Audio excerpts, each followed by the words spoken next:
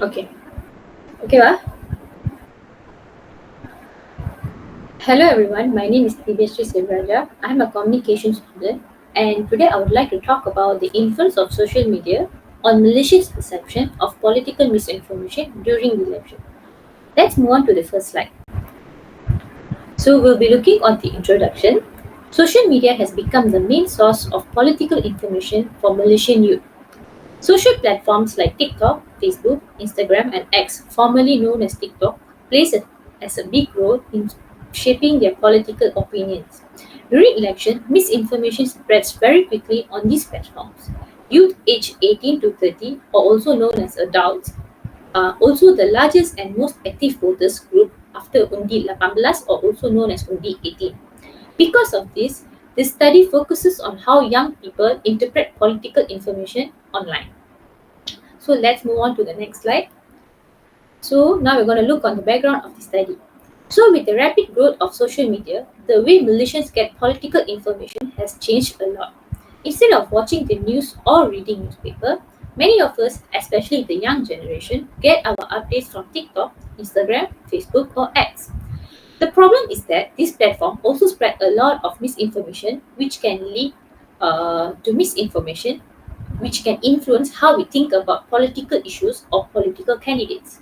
Another challenge is the algorithm, which personalizes what we see. This means each person may be exposed to different political content, creating different realities among users. Because youth depend so much on social media, they are more exposed and vulnerable to believing misinformation.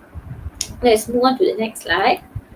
So, basically, what we know, misinformation was very common during General Election 14 and also General Election 15, and many young people were exposed to it online.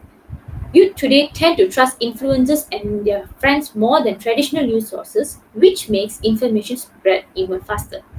On social media, emotional content, especially posts that creates fear, anger, and also emotional content or racial tension, spreads the quickest.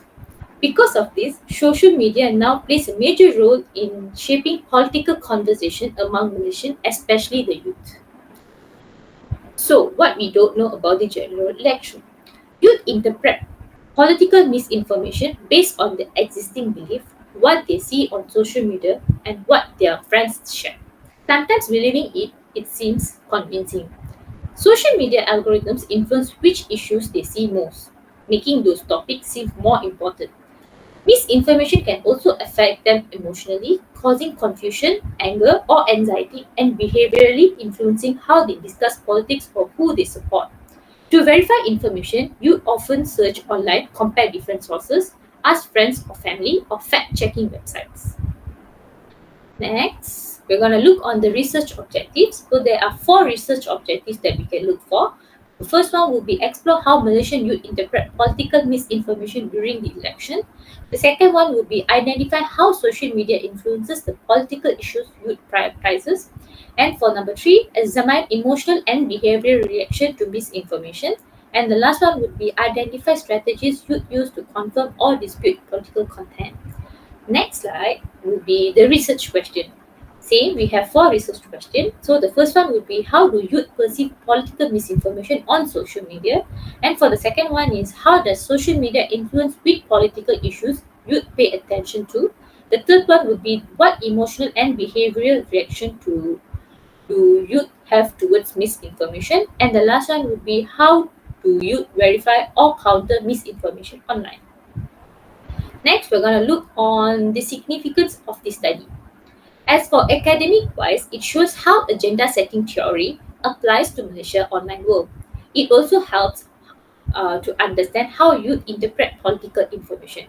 As for practical side, it guides policymakers or educators in creating media literacy programs. Or it can even help design strategy to fight misinformation during the election. It is also useful for MCMC and social media companies. And for the next slide, we're gonna see on what theory has been used for this study. So it is basically agenda setting theory. Agenda setting theory is basically about how media doesn't tell us what to think, but it tells us what to focus on. The first level of agenda setting is about showing which issues are important. The second level of agenda setting is about how those issues are presented and interpreted. This is important for social media because it decides which topic become popular, especially during the election. Next slide. So we're going to look on the history of theory. Basically, it's about agenda setting theory. Agenda setting theory has been developed by the McCombs and Shaws in the year of 1972 from the Chapel Hill study. It is originally used to study traditional media influence on public opinions, and it slowly expanded to include online platforms, influences, and algorithms as the contemporary world changes. Now we're going to look on the key concepts. So there's total of five. The first one will be issue salience. Some political issues get more attention than the others. As for the attribute salience, it is basically about the way an issue is described can change how people see it. As for priming, media can influence how we judge politicians. Uh, as for framing, it is basically about how issues are presented can affect our feelings or opinion. And for the last one, algorithmic agenda, it's basically about social media platform control what content we see. And next slide is basically about the application of theory. Agenda setting theory is widely used in political communication research. It basically explains how media shape public opinion about election. It is also applied in Malaysia for election news coverage. So basically, agenda setting theory has been study uses the theory to understand youth political attention on social media. So as for the next slide, we're going to look on the criticisms. So, digital media has changed how news and information spread. Traditional top down agenda setting is weaker because social media gives more power to influencers who can now shape what people talk about. At the same time, audiences are more fragmented, seeing different content online, which make it harder to measure what the public cares about on social media. Next slide, we're going to look on the future direction of the theory. So, social media shows us content based on algorithms. So, everyone sees different things. Viral posts, hashtags, and trending topics decide what gets attention.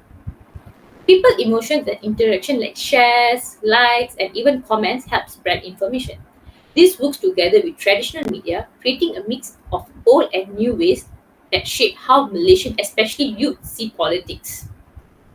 And for the next slide, we're going to look on the literature review. So there are five main areas. The first one would be political misinformation in Malaysia. Second one would be social media as a news source. And the third one would be youth political perception. Fourth one would be social media agenda setting roles. And the last one is trust and verification practices. So let's look on the first aspect, political misinformation in Malaysia. So, misinformation often comes in the form of fake news, edited photos, or misleading headlines. It is frequently connected to ethnic, religious, or political issues. In Malaysia, it is spread widely during the general election 14 and also general election 15, which affects people's trust in politics and even their voting decision.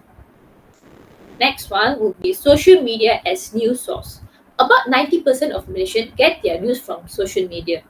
Young people often see social media as more authentic than traditional news.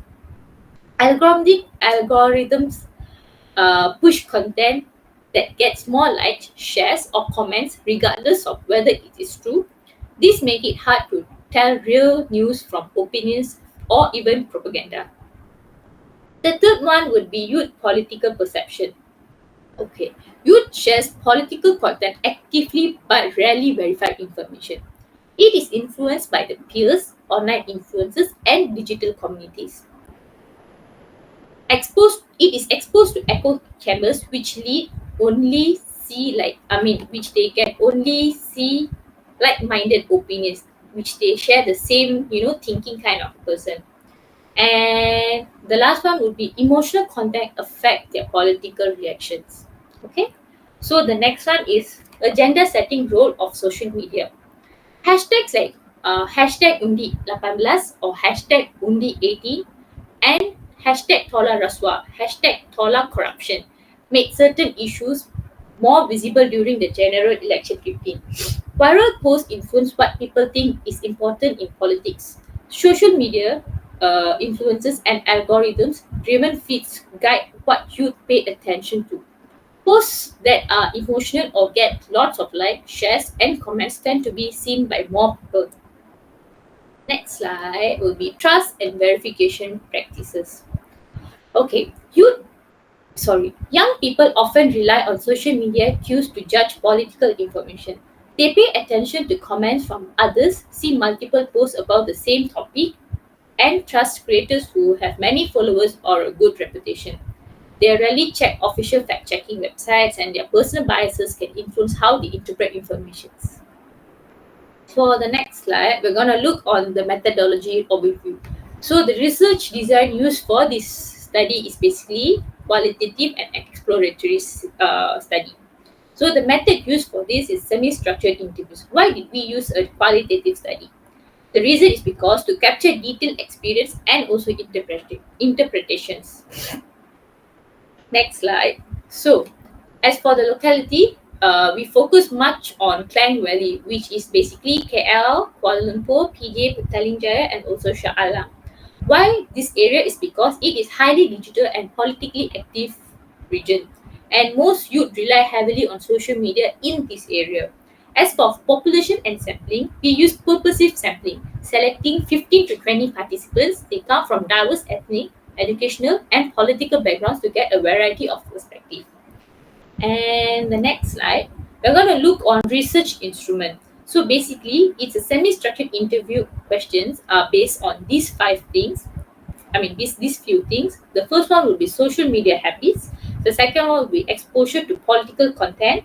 The third one will be experiences with misinformation, and followed by emotional reaction. Then how they verify content, and then impact on their political views, and last but not the least, trust level in different sources.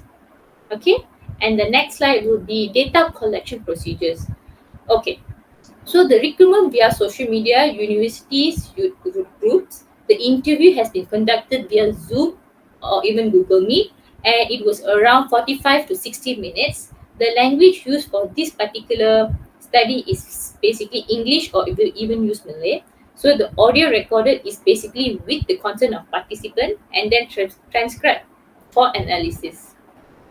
And for data analysis, the thematic analysis has been used. It is basically by the Brown and Clark. So what we do is basically it's about read and familiarize with the data, generate initial codes, develop themes, review themes, and then define and name those themes, and finally link themes with the agenda setting theory. And then as for validity and trustworthiness, okay, member checking is basically about participants confirm the information is correct. As for the triangulation, is basically how we look at different people and platform to get a full picture. And then reflexive journal is basically how we kept notes to reduce our own bias. And for the last part, peer debriefing. It's basically about colleagues check our coding to make sure it was accurate. Okay. And for the ethical consideration, the anonymity and confidentiality is maintained for the participants. And when it comes to sensitive political views, it has been handled very carefully. And participation is based on voluntary, we didn't force anyone. And the participants have the rights to withdraw it at any time. And then the secure storage of recordings and transcripts are actually very secure. And for the limitation part, it is very limited. It is because we only focus on urban sample, which is Klang Valley only. We didn't go for the rural side, and the sample size is basically small, where we only focus on 15 to 20 people, and the finding is not generalizable to all Malaysian youth, and self-reported data may contain bias. Okay. So, as for the conclusion part, social media strongly affects how Malaysian youth see politics. Okay, misinformation can change how they feel and think about issues. The agenda setting theory helps explain this online political behavior. This study helps us to understand how young people make sense of political information. And for the theoretical implication, Basically, this study shows how agenda setting theory works in digital or algorithmic contexts. It basically highlights role of emotional and personalized feeds. It also extends second level of agenda setting to misinformation content. This study is basically very useful for expanding theory to social media environments. As for the practical implication, this study is basically very useful for improving media literacy programs. It also helps MCMC and EC design anti-misinformation strategies, where social media platform can improve content moderation. Basically, it is also useful to guide political communicators to practice ethical messaging. So that's all from me. Thank you.